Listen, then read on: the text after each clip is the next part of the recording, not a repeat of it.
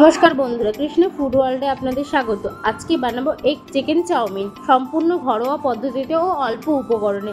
প্রথমেই নিয়ে নিয়েছি চাউমিন, তারপরে নিয়েছি ক্যাপসিকাম, পেঁয়াজ, গাজর, লঙ্কা কুচি, বিনস কুচি নিয়ে আর সাথে নিয়েছি 25 গ্রাম মাংস ও 2টো ডিম।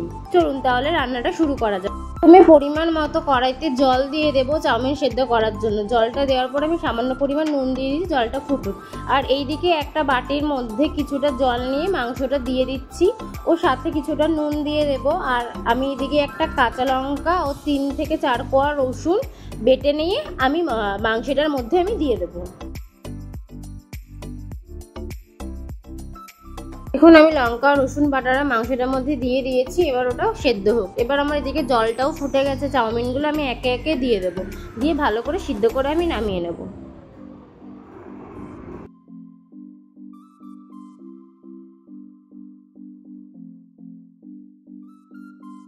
দেখুন এদিকে আমি চাউমিন সেদ্ধ করে নিয়েছি, জলও ঝরিয়ে নিয়েছি। এবার ওপর থেকে আমি কিছুটা রিফাইন তেল মাখিয়ে নিয়েছি যেন গায়ে গায়ে চাউমিনগুলো লেগে না যায়।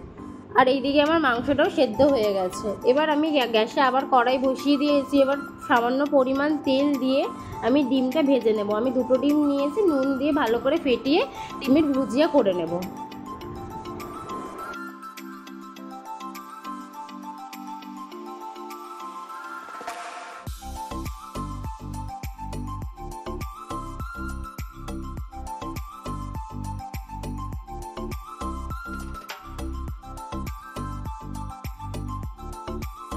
দেখুন আমার ডিম ভুজিয়াটা হয়ে গেছে, আমি নামিয়ে নিচ্ছি। এবার ওই কড়াইতে এবার একটু বেশি পরিমাণ তেল দিতে হবে, কারণ কি আমি সবজিগুলো সব ভাজবো।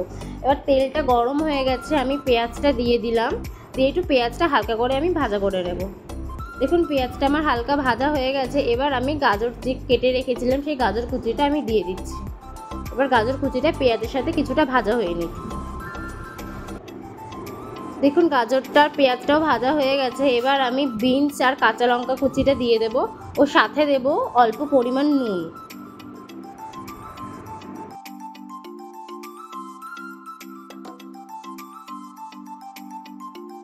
দেখুন আমার গাজর বিনস এই সমস্তগুলো ভালো করে ভাজা হয়ে গেছে। এবার আমি ক্যাপসিকামটা দিয়েছি। ক্যাপসিকামটা প্রথমে দিলেই কি হতো বলুন তো, ক্যাপসিকামটা গলে যেত, পরে ক্যাপসিকামটা পাওয়া যেত না। ক্যাপসিকাম তো এমনিই নরম, তার জন্য ক্যাপসিকামটা পরে দেওয়া হলো। এবার ক্যাপসিকামটা দিয়ে ভালো করে ভাজা হবে। এবার দিয়ে দিলাম আমি সেদ্ধ করে রাখা চিকেনগুলো। এবার চিকেনগুলো আমি দিয়ে দিলাম, দেওয়ার পরে দিলাম সামান্য পরিমাণ ভিনিগার আর ডার্ক সোয়া সস।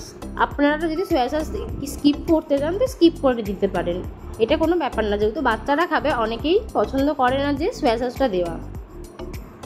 দেখুন আমার এবার সবজিগুলো ভালো করে ভাজা হয়ে গেছে। এবার আমি ওপর থেকে আরেকটু গোলমরিচ গুঁড়ো দিয়ে দিলাম। গোলমরিচ গুঁড়োটা দেওয়ার পরে ভালো করে ভেজে নেব। দেখুন আমার সব কটা সবজি ভালোভাবে ভাজা হয়ে গেছে। এবার একে একে আমি চাউমিনটা দিয়ে দেবো।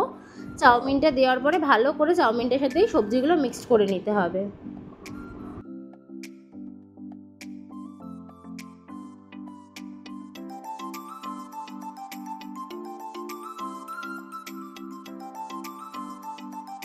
আমার ভালো করে মেশানো হয়ে গেছে। এবার চাউমিনটা একটু ভাজা হোক, তারপরে ডিমটা দিয়ে দেবো। চাউমিনটা হয়ে এসছে, এবার ডিমটা দিয়ে দেবো। ডিমটা দেওয়ার পরে কিছুক্ষণ ডিমটা চাউমিনের সাথে ভালো করে মিশিয়ে নিয়ে নাড়াচাড়া করে নামিয়ে ফেলবো।